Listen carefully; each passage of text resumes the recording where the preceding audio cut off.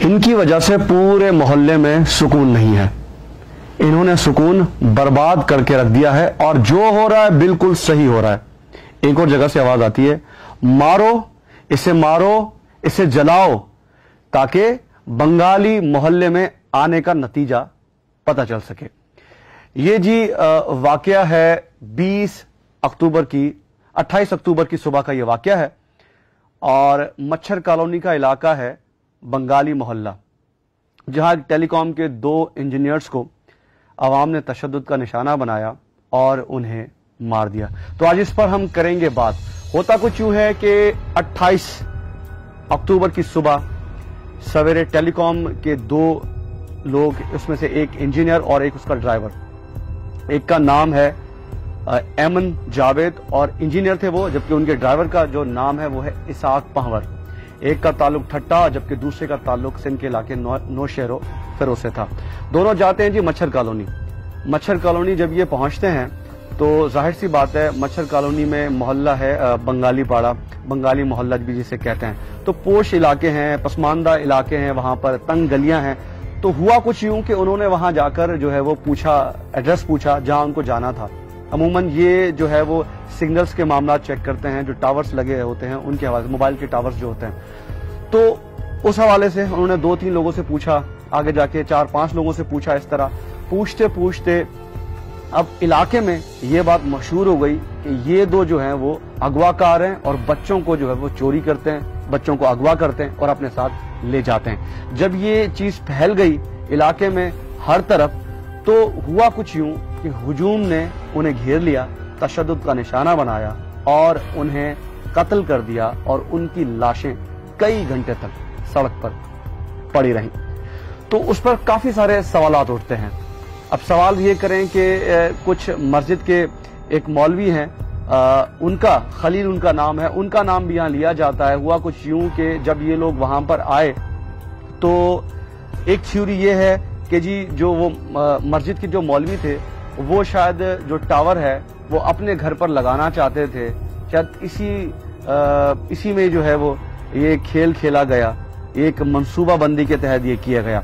लेकिन बहरहाल लोग कहते हैं, एक खवातीन कहती हैं कि मैंने इन्हें देखा मौलवी से बात करते हुए और मौलवी ने इन्हें कहा कि जी आप जो है वो मस्जिद के अंदर आ जाएं, ठीक है, वहां आकर अपनी शनाख्त करवाएं कि आप कौन हैं, कहां से आए और क्या करना चाहते हैं, जो कुछ भी, ठीक है। लेकिन इन्होंने मस्जिद के अंदर जाने से इनकार कर दिया। वहीं एक नौजवान जिसका ताल्लुक कच्छी कम्युनिटी से है, वो कहता है कि मैंने देखा जब मैं खड़ा था तो जब ये 2 लोग टेलीकॉम के जो लोग हैं, एक इंजीनियर और उसका ड्राइवर, जब ये 2 लोग बात कर रहे थे मौलवी से, तभी एन उसी वक्त एक खातून पत्थर उठाती हैं और वो जोर से मारती हैं और कहती हैं कि ये बच्चा चोर हैं, इन्हें मारो।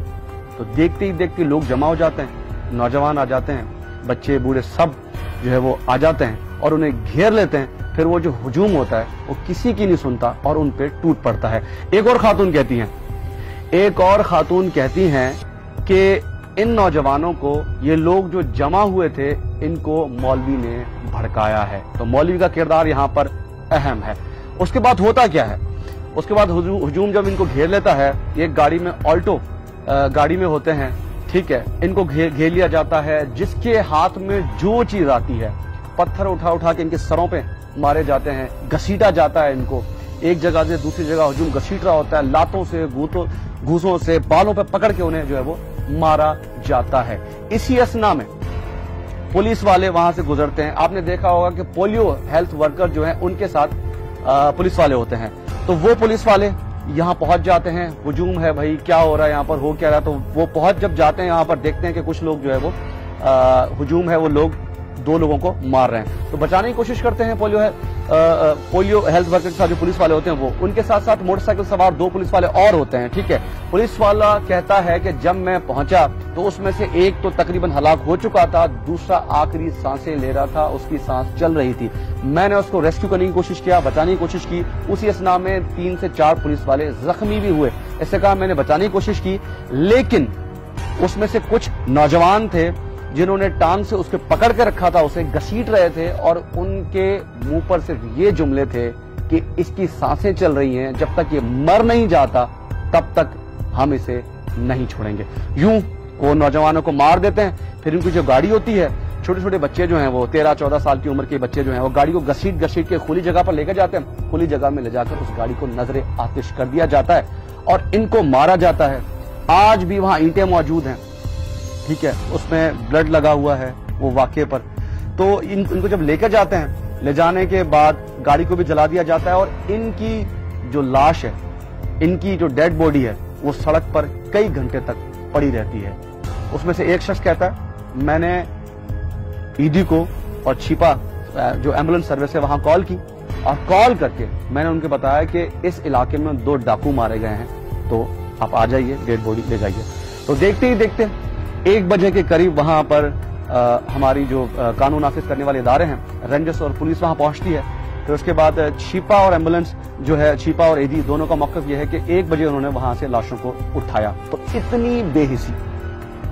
اس میں سے اب چونکہ میں نے آپ کو مولوی کا کردار بھی بتایا, اس کے ساتھ ساتھ آپ کو میں نے ریسکیو کی جو ٹیمیں آئی تھیں انہوں نے کہا کہ 11 سے لے کر 1 بجے تک ان کی لاشیں جو ہے وہ وہاں پر پڑی رہیں, اس کے بعد جا کے انہوں نے اسے اٹھایا. اچھا, مولوی کے کردار پر آئی جی سندھ غلام نبی میمن کہتے ہیں کہ جی مولوی کا جو کردار ہے وہ مثبت رہا ہے. اب تک کی جو تفتیش ہوئی ہے اس میں یہ پتا چلتا ہے کہ مولوی نے انہیں بچانے کی کوشش کی ہے, جبکہ میں نے آپ کو بتایا کہ علاقہ مکین کہتے ہیں, کچھ نوجوان کہتے ہیں کہ انہوں نے دیکھا کہ مولوی جو ہے وہ لوگوں کو بھڑکا رہا تھا. ساتھ ہی ساتھ انہوں نے یہ بھی کہا کہ کچھ عورت کا میں نے آپ کو بتایا کہ انہوں نے بھی یہ کہا کہ شاید وہ ٹاور والا جو معاملہ ہے, جو موبائل ٹاور ہے, وہ ٹاور اپنے گھر پر لگانا چاہتا تھا. بہرحال خیر یہ تفتیش سے اور زیادہ واضح ہو جائے گا, لیکن اس میں پولیس کا یہ کہنا ہے, آجی سندھ کا یہ کہنا ہے کہ مولوی اس میں ملوث نہیں ہے. ساتھ ہی ساتھ اسی واقعے کا جو ہے وہ سندھ ہائی کورٹ کے چیف جسٹس نے آج خود نوٹس لیا تھا, اور منگل کے روز ہی آئی جی سندھ غلام نبی میمن صاحب ان کے چیمبر میں پیش ہوئے. ان کو تفصیلات سے آگاہ کیا کہ 15 کے قریب جو مین ملزم ہیں, جو نامزد ہیں, جو شناخت ان کو کر لیا گیا تھا, ان کو گرفتار بھی کر لیا گیا ہے. تو کچھ لوگوں کی جو پیریڈ شناخت ہے وہ بھی مکمل کر لی گئی ہے, لیکن کچھ لوگوں کی اب بعد میں کی جائے گی. اس کے ساتھ سندھ حکومت کی طرف سے, سندھ کابینہ کی طرف سے ان نوجوانوں کے لواحقین کے لیے 50 لاکھ کی جو ہے وہ منظوری دی گئی, امداد. انہوں نے اعلان کیا ہے 50 لاکھ روپے ان کی فیملی کو, لواحقین کو دینے کے لیے, دونوں جو ڈرائیور اور انجینئر تھا دونوں کی فیملی کو. تو اب اس پر ہوا کیا, اس پر یہ ہے کہ کانفرنس جو جماعتیں ہیں پورے سندھ کی, انہوں نے سول سوسائٹی کے ساتھ مل کے کانفرنس جماعتوں نے احتجاج کیے سندھ کے مختلف علاقوں میں. کراچی میں بھی انہوں نے پریس کلب کے سامنے احتجاج کیا مختلف جگہوں. ان کا یہ ماننا ہے کہ جی ان نوجوانوں کے شناختی کارڈ دیکھنے کے بعد ان کو قتل کیا گیا ہے. ٹھیک ہے, ان کا تعلق سندھی کمیونٹی سے تھا, یہ دونوں نوجوان, ایک کا ٹھٹا سے, دوسرے کا تعلق تھا نوشیر و فیروز سے. اب قوم پرستوں کا یہ کہنا ہے کہ لیکن اس پورے کیس کو اگر آپ اب دیکھیں تو کہیں سے بھی یہ نہیں لگتا.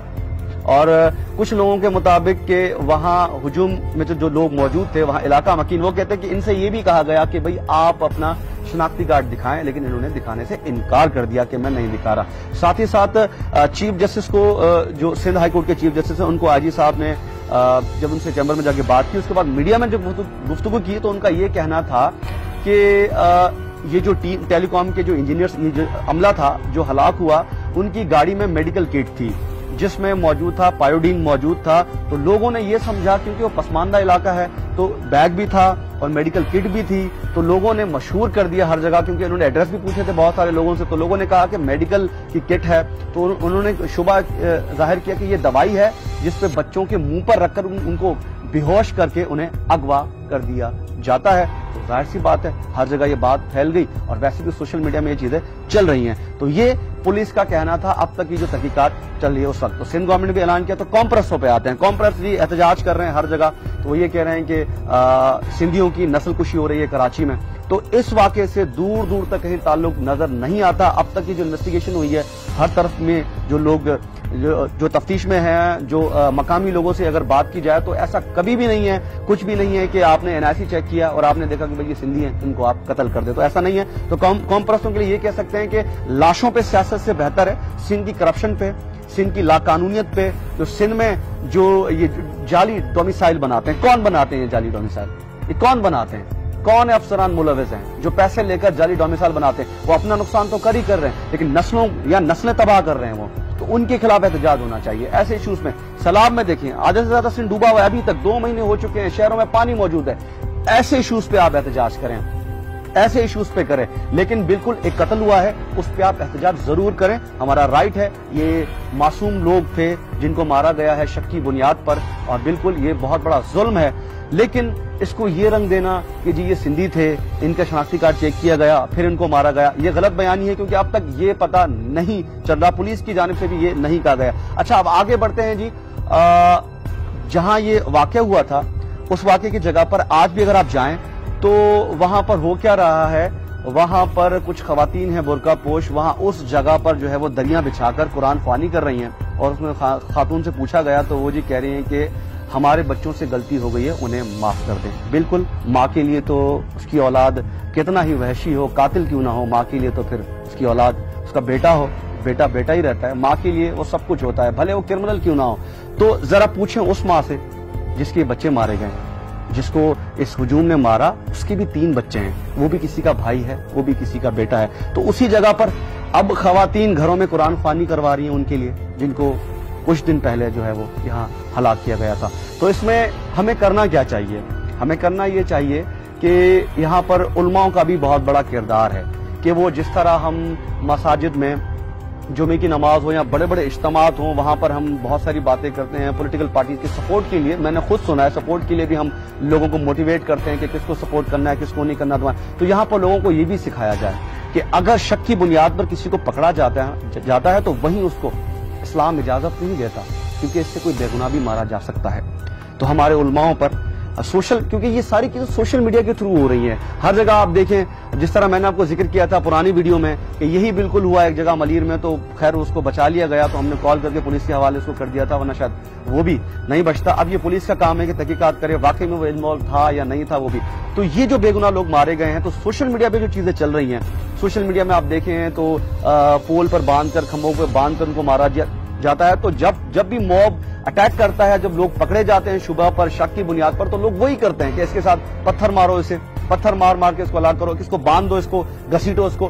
تو کہنے کا مطلب یہاں پر یہ ہے کہ یہاں پر علماء کو بھی کردار ادا کرنا پڑے گا, کیونکہ اسلام اس چیز کی اجازت نہیں دیتا کہ کسی بے گناہ کو قتل کیا جائے. تو اس ویڈیو کے بارے میں اپنے فیڈ بیک سے ضرور مجھے آگاہ کیجیے گا. اگر کوئی سوالات ہیں یا کوئی اور چیز ہے, اگر آپ کو ویڈیو پسند آئی ہے تو اس کو شیئر کرنا مت بھولیے گا, ساتھ ساتھ کمنٹ بھی کیجیے گا. اور کس طرح کے ٹاپکس پر ویڈیو بنانی چاہیے, تو میرا یوٹیوب چینل ہے علی حسین آفیشیل, اس کو ضرور سبسکرائب کیجیے گا.